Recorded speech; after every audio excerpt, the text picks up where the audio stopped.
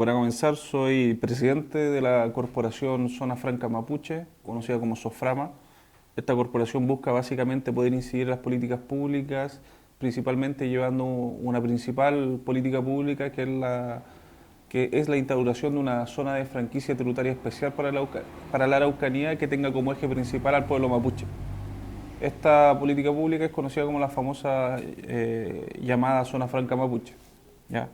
Que no es en sí una zona franca como se conoce, pero sí un modelo propio y muy superior a lo que se conoce como las zonas francas que existen en Chile.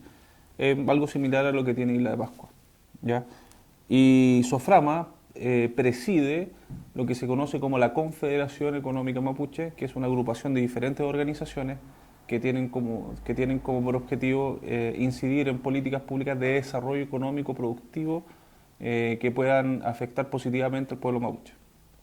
Entonces nuestra misión es poder siempre estar colaborando con gobiernos, con entidades nacionales o extranjeras que vengan y quieran promover el desarrollo económico de nuestra gente.